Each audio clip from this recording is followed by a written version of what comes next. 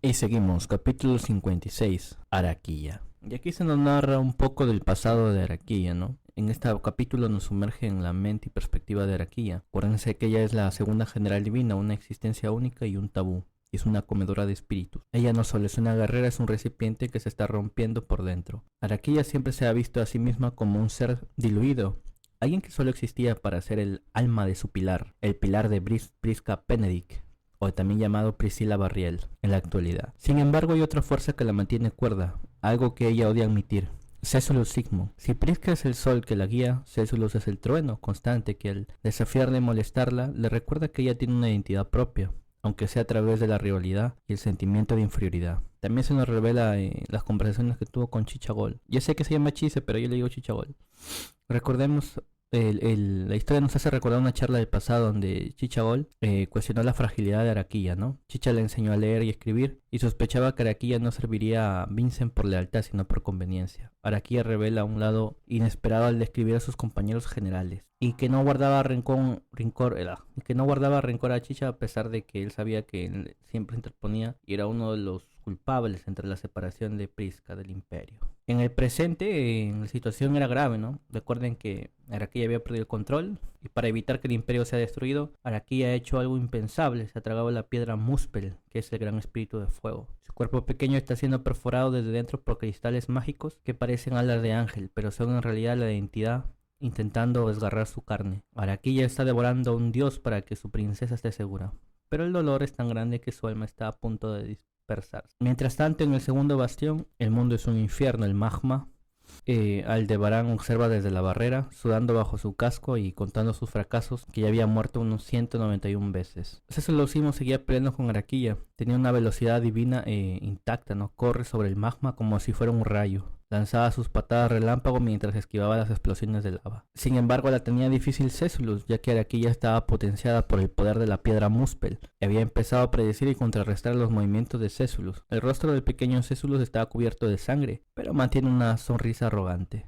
Por fin has llegado al punto de igualarme a la perfección, comentó Césulus, lamiendo la sangre de su nariz tras ser repelido por 12ª vez. Aldebarán se sentía impotente y miraba con horror a Araquilla, que se transformaba en algo que ya no es humano. Los cristales brotan de su espalda y brazos. Ella está llorando a lágrimas de sangre mientras intenta contener el poder destructivo de Muspel. Maldita sea, exclamó Al. Si tiene la rabia de no poder tener el poder para intervenir en una batalla de este nivel. Él sabe que Araquilla está perdiendo su humanidad para proteger lo que ama, y él, atrapado en su bucle de muertes y fracasos, solo puede observar cómo el escenario se prepara para un final trágico. Entonces ahora mismo Araquilla era como una bomba de tiempo por haber comido la piedra de Muspel. Se narra que al comer a Muspel salvó al imperio de una explosión inmediata, pero que ahora mismo ya se está convirtiendo en un desastre. La batalla en el segundo bastión ha escalado a un nivel que desafía la razón. No son solo dos guerreros peleando, es el choque entre la velocidad divina y un desastre natural con forma de niña. Aldebarán la tenía difícil, ¿no? Estando en medio de esta batalla, ya llevaba casi 200 intentos, ¿no? Ha muerto una y otra vez para encontrar el camino. Araquilla ahora es un vaso desbordante, su poder es impresionante y colosal y mortal. En medio del ataque, Césulus es lanzado como un misil hacia una luz de destrucción blanca generada por Araquilla, es decir, Araquilla expulsa a Césulus, y recuerden que Césulus también está muy dañado. Aldebarán activaba Dona, usando su magia de tierra para crear fragmentos que, aunque eran débiles, lograban desviar la luz a justo a tiempo. Gracias al sacrificio y la precisión de Aldebarán, Césulus sobrevive lo suficiente para lanzar su contraataque. Era una batalla épica. Césulus aprovechaba el impulso de un puño de piedra gigante por Aldebarán y se lanza contra Araquilla. El aire mismo se agrieta. Él lanzaba golpes de karate con buena potencia y las ondas expansivas chocaban entre sí. Todo era un caos alrededor, todo colapsaba. Pero Araquilla estaba rota ahora mismo, ya que había comido la piedra de Muspel y esa piedra la estaba devorando ella misma. Araquilla perdió el control, era poderosa, pero también se estaba muriendo. El dolor era insoportable, pero se aferra a su único pensamiento, su sol, Prisca Benedict, ahora mismo llamada Priscilla. Araquilla recuerda que Priscilla nunca la cortó con la espada Yan, sino que eligió protegerla. Ese amor incondicional es lo que le permite a Araquilla que sigue existiendo dentro del monstruo en el que se ha convertido. Ella sabe que el gran espíritu Muspel ha aprendido algo nuevo dentro de ella, el miedo a desaparecer. Por eso se resiste con tanta fuerza. Araquilla siente que alguien lucha contra ella, o sea, Césulus, pero sabe que no es suficiente para que ella pueda cumplir su juramento y no ser devorado por el espíritu. Así que necesita dos cosas, a su sol, Priscilla, para darle una razón para vivir, y el trueno, alguien que sacuda su alma con tal fuerza que la despierte de su letargo. Ya sea que Césulus también es punto clave en esta batalla. Ella está esperando, en medio de las explosiones, el magma y los cristales que desgarran su carne. Araquilla espera el rugido de un trueno que sea capaz de alcanzar la profundidad de su alma herida. Bueno, se nos da a entender que el Muspel, este espíritu que devoró a Araquilla, ahora este espíritu lo está devorando a ella. Y también está heredando los sentimientos de Araquilla.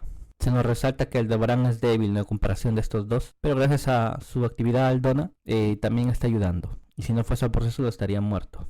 Por eso lleva un montón de intentos, casi 200. La batalla llega a un punto de quiebre. En medio del caos y el dolor ocurre algo que detiene el corazón de todos los presentes. Araquilla, con el rostro deformado por cristales mágicos y lágrimas de sangre, finalmente habla, pero no es una amenaza, es un ruego desesperada. Dice: mátame, Césulus. Estas palabras susurra Araquilla con una voz que apenas se sostenía. En ese instante, ella asesta un golpe devastador. Sus brazos, ahora afilados como cuchillas de cristal, abren el pecho de Césulus sin piedad. El kimono rosa del actor principal se tiñe de rojo mientras él cae hacia el magma. Pero Césulus no está mirando su herida, está mirando los ojos de la niña que acababa de pedirle la muerte. Dentro de la cabeza de Césulus, las voces de los observadores, ya que él miraba a su público y decía: escuchen bien, observadores.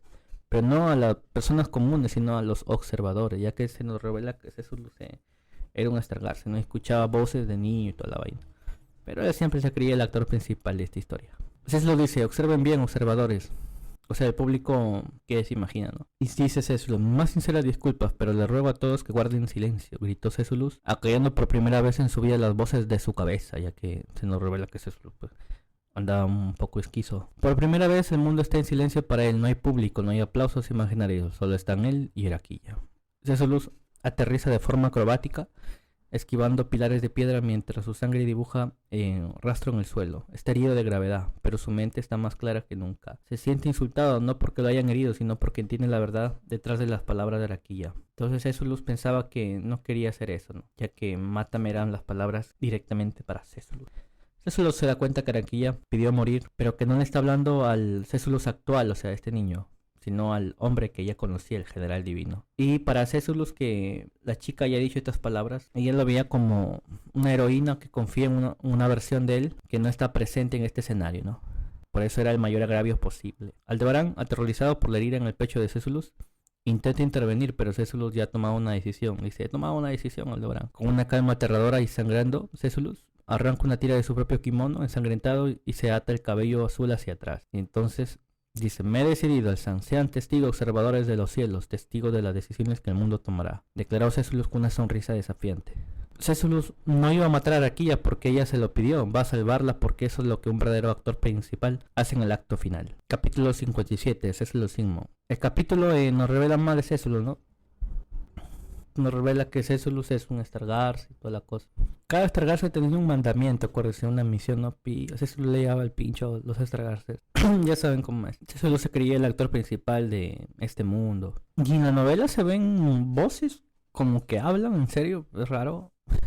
Donde te das cuenta que hay muchas voces que le hablan a Césulus, lo cual es extraño, pero estas voces no dicen palabras, sino están como símbolos, triángulos, círculos y cuadraditos, así medio raro. Por eso uno se da cuenta pues que sí escuchaba varias voces Césulus. Y Césulus decía: todos ustedes son muy razonables, no me importa en lo más mínimo que reanuden con su charla habitual, dijo Césulus, permitiendo que el estallido de voces invisibles volvieran a llenar su mente para motivarlo.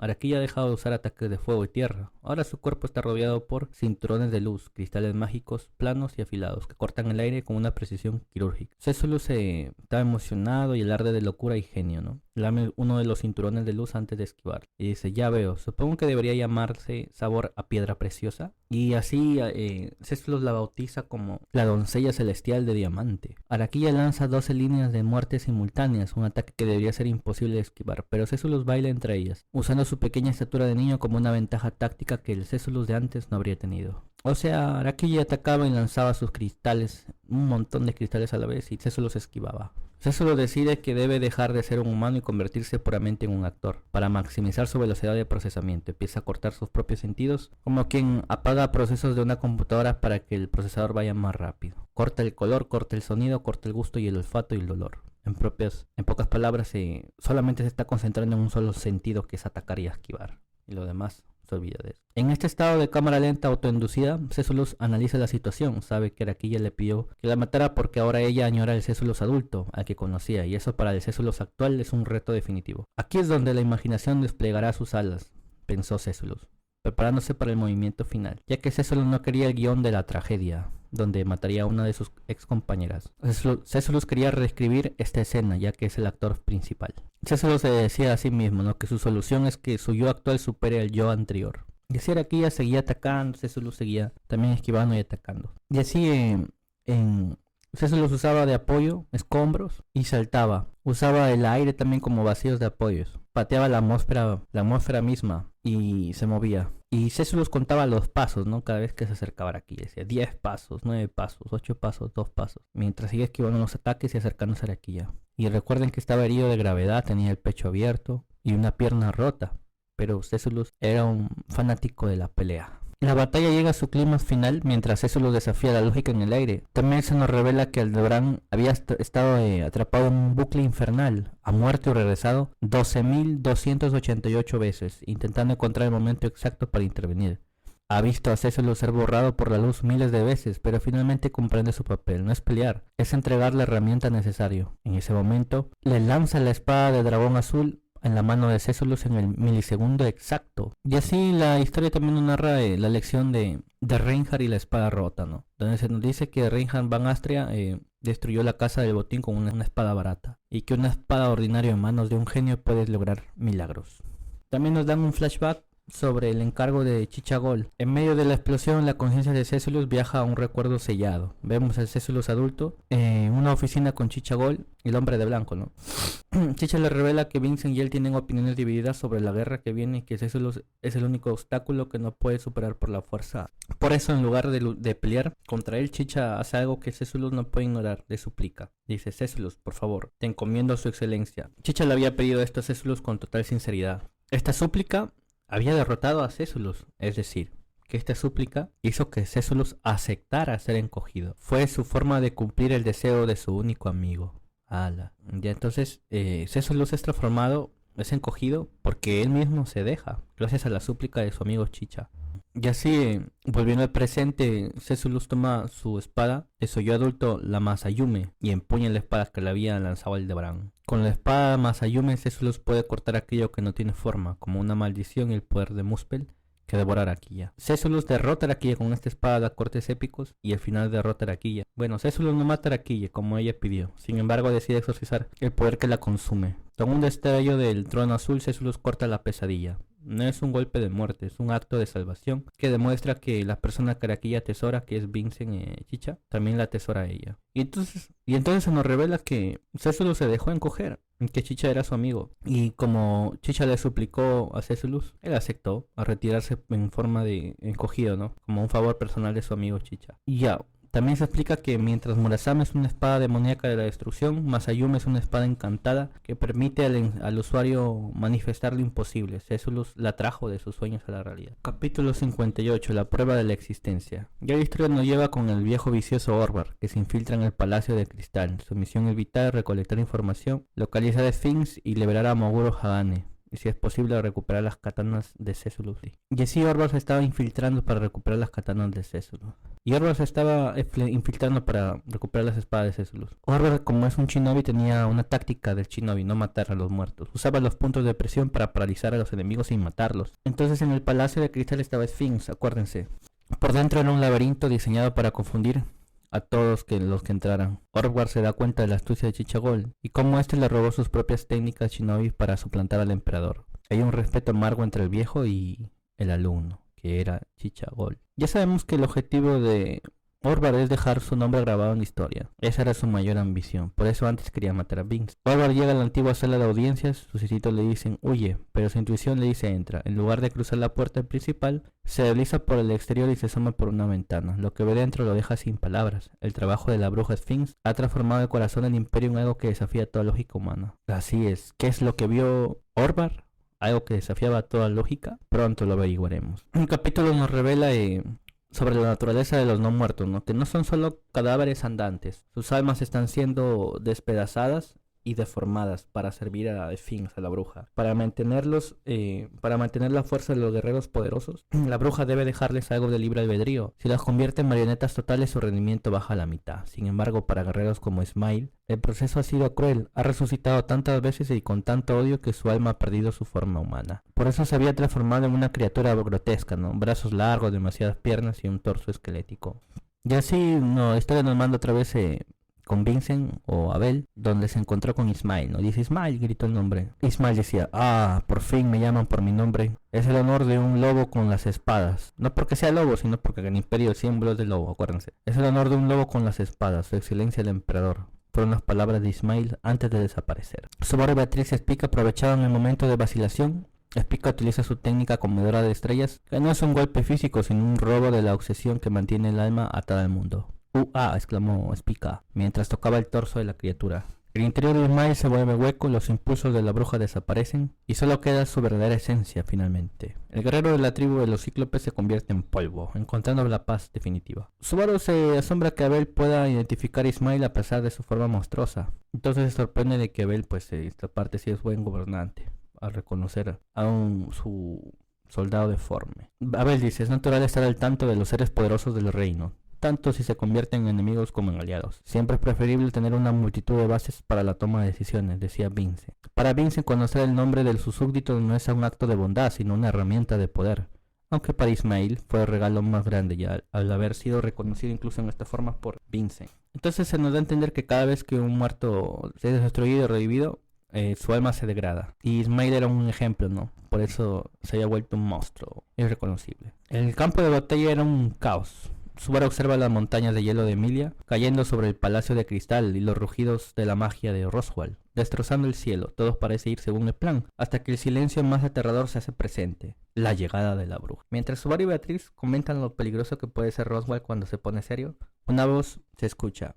Ya veo, se trata de un fenómeno extraño, observación requerida, dijo la figura agachada en el suelo. Era Sphinx, la mente maestra del gran desastre, y no estaba escondida en el palacio, apareció justo frente a ellos, lamiendo el polvo de lo que fue antes Ismael para analizar cómo murió. Subaru se queda paralizado. Sphinx no es solo idéntica a Ryusun Meyer, sino que posee una frialdad inhumana. En segundos, esta bruja Sphinx logra deducir el secreto de su grupo. Dice, el requisito es una coincidencia entre el nombre y el alma del objetivo. Es sorprendente que incluso hayas hecho uso de la autoridad de la gula. Contramedidas requeridas. Y así seguía hablando Sphinx.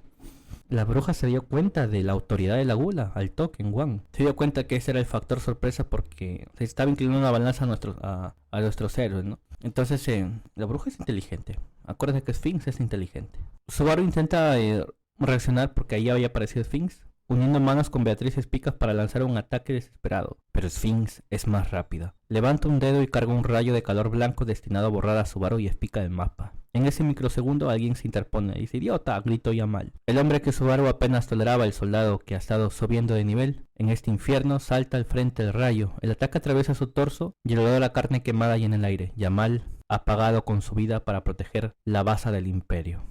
Entonces Yamal, para proteger a las piezas claves, se pone para proteger a Subaru y lo demás, ¿no? Y muere. O al menos por ahora, bueno, porque en este bucle al menos acaba de morir Yamal. Y así Subaru, en ese momento que Yamal muere, siente que su estrategia perfecta fue hecho pedazos. Sphinx es una enemiga que no se puede subestimar, ya que puede ver a través de las autoridades. Y es muy lista e inteligente. Y así seguimos con la historia. Entonces Yamal cae muy herido y se estaba muriendo. Entonces Roy Arnek se teletransportó a otro lugar mientras Beatriz y Subaru se movían y evitaban los ataques de Sphinx. Cuando de repente Yamal muere y Sphinx dice, no lo entiendo, necesito explicación requerida. Subaru se había colapsado en el suelo. Mientras Vincent mantenía a raya ayudando, él dice, ¿por qué razón hiciste eso, Subaru? La bruja también decía, ¿por qué razón ingeriste veneno? Explicación necesaria, preguntó Sphinx. Subaru había mordido una cápsula de veneno que guardaba en su muela. Para él, ver a Yamal agonizando en el suelo es una condición de derrota, y no estaba dispuesto a aceptar un futuro donde sus aliados mueran. Tiene el poder de evitarlo. Vincent estaba furioso y confundido y lo sujeta por el cuello mientras Subaru convulsiona. Todo es alarde sobre luchar contra el destino y sin embargo esto es lo que haces, decía Vincent con rabia, mirando a Subaru y sosteniéndolo del cuello. Subaru estaba perdiendo la vida poco a poco. Beatriz estaba llorando de dolor. La visión de Spica, que miraba a Subaru con lágrimas también. Subaru prefería morir antes de permitir que el sacrificio de Yamal sea permanente. Y así Subaru muere. La historia nos narra que Sphinx era una copia fallida de Ryusu Meyer que vagó por el mundo al ser una mezcla imperfecta entre un espíritu y el cuerpo de una semielfa. Sphinx sufrió hambre, persecución y esclavitud, sin embargo su capacidad de memoria infinita le permitió sobrevivir, ofreciendo su utilidad a cambio de protección, esperando el momento de cumplir su propósito, ser la bruja de la codicia. Así es, amigos, es el pasado de Sphinx. El regreso de Natsuki Subaru. Después de Subaru que se haya suicidado por el veneno que tenía en su mala, Subaru experimenta el retorno de la muerte y actualiza su punto de guardado. Pero no retrocede antes de la batalla. Ahora reinicio el punto de guardado ocurre justo cuando Yamal cae herido. Y Subaru esta vez ordena a Beatriz que lo cure. Dice: Beatriz, cura a Yamal. Subaru intenta provocar a Sphinx para ganar tiempo mientras Beatriz estabiliza a Yamal. Sin embargo, Sphinx no se inmuta, al contrario, parece intrigada porque Subaru está sobreescribiendo su sacramento del rey inmortal. Subaru decía: yo soy el que va a desbaratar tus planes, el enemigo natural del desastre. Pero Sphinx, con una sonrisa inexpresiva que hiela la sangre, desvía su atención hacia el hombre que está al lado de Subaru, Vincent. La conversación toma un rumbo que Subaru jamás imaginó. Sphinx ignora las provocaciones y se dirige directamente a Vincent Bolakia. Menciona nombres que resuenan en la historia del imperio: Priscilla Barrett y Priska Benedict. La agitación de Vincent es evidente para Subaru, pero el fin no se detiene. La bruja lanza la pregunta que cambiará la percepción de todos sobre la familia real.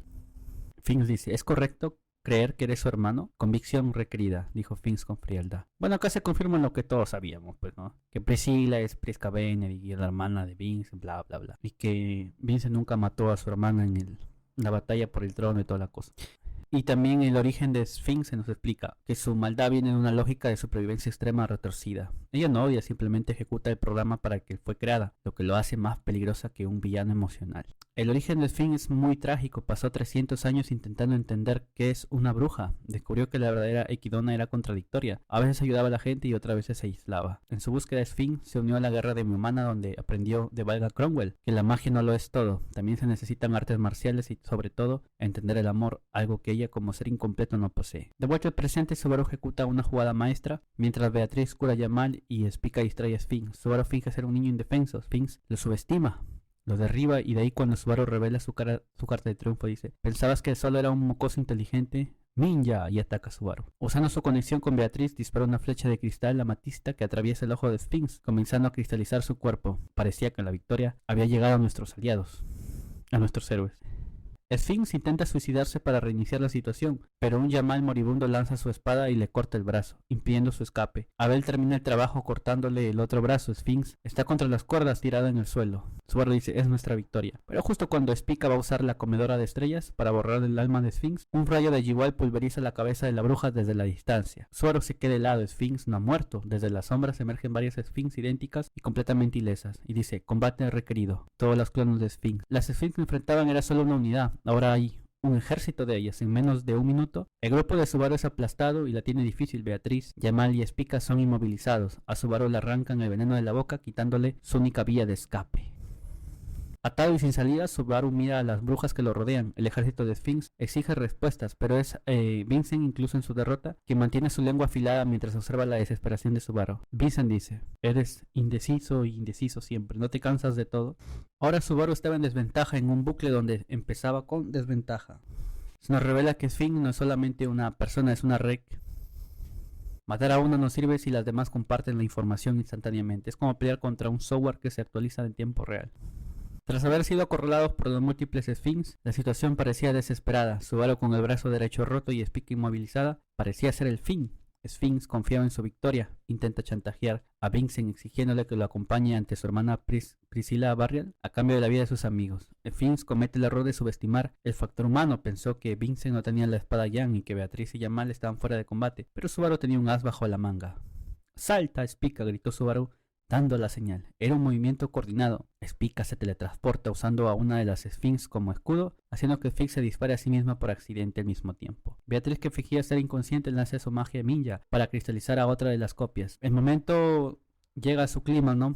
Abel, que parecía no tener poder de combate, invoca el tesoro sagrado del imperio y saca la espada Yan de Wallachia y la activa. Sphinx queda sorprendida, no entiende cómo es posible que él posea la espada. La respuesta es que todo esto fue una estrategia de Chichagol. Había montado todo un escenario para el mundo y Sphinx creyera que Vincent ya no tenía acceso a su arma más poderosa, ¿no? Su espada.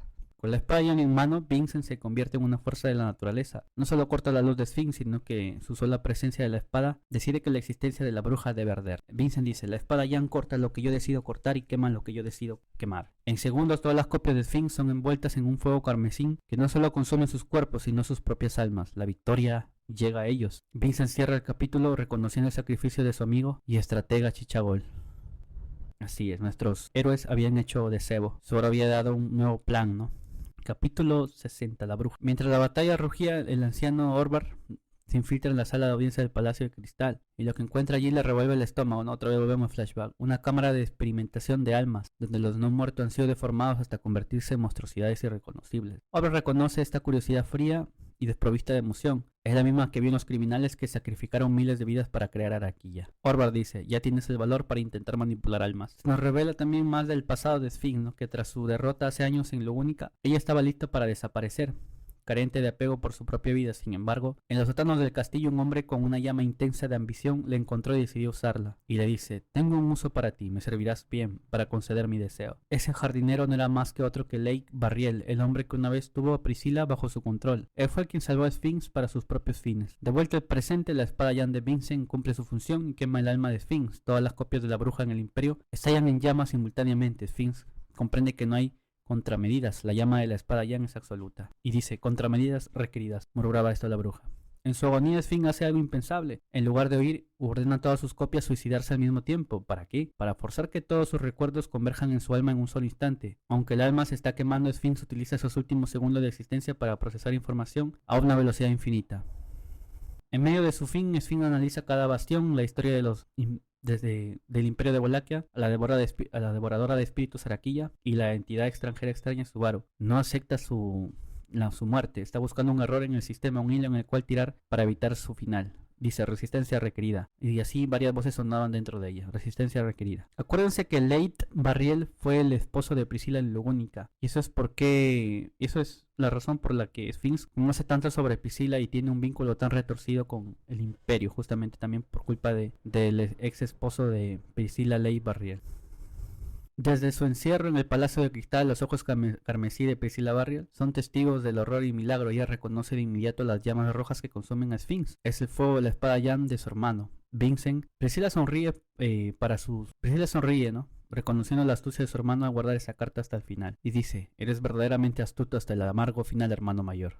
Pero aún así, a pesar de que Sphinx estaba siendo derrotada, algo sale mal. La regla de la espada Yang es absoluta, quema lo que decide quemar. Vincent decidió quemar a Sphinx, y efectivamente la existencia conocida como Sphinx fue destruida. Sin embargo, en medio del incendio, la figura de la bruja empieza a cambiar. Las llamas dejan de quemarla porque el objetivo original ha dejado de existir. Priscilla, desconcertada por primera vez, observa cómo la piel agrietada y la apariencia de la niña desaparece. En su lugar, surge una mujer de larga cabellera blanca y ojos negros, una figura que emana una sed de conocimiento infinita. Priscilla dice, ¿tú qué hiciste? ¿Quién eres? Y bueno, entonces la respuesta que recibe Priscilla hace que se congelen, ¿no? Sphinx no solo analizó su muerte, usó ese análisis para completar los fragmentos que le faltaban en su alma y transformarse en su versión perfecta, la bruja de la codicia. Sphinx, que ya había sido transformada, dice, yo soy la bruja de la codicia. Con una convicción absoluta, ella dijo estas palabras. Y así, el fracaso había terminado. Tras 400 años, Sphinx había dejado de ser una copia defectuosa para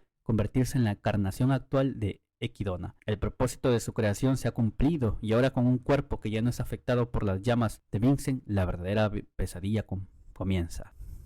La bruja dice, el propósito de la creación se ha cumplido, ahora procederé a cumplir mi propósito en la vida. Y así declaró la nueva existencia, la bruja de la codicia, Equidona. Bueno, aquí se nos explica, ¿no?, que la espada quemó a Sphinx, pero al transformarse en la bruja de la codicia, pues engañó a la habilidad de la propia espada, ¿no? Era una jugada maestra lógica. Equidona había vuelto, no es solo una copia, ella afirmaba ser la bruja de la codicia. Esto cambiaba el escenario. Si antes Sphinx era peligrosa, una Equidona con acceso a los recursos del imperio es una amenaza a nivel continental.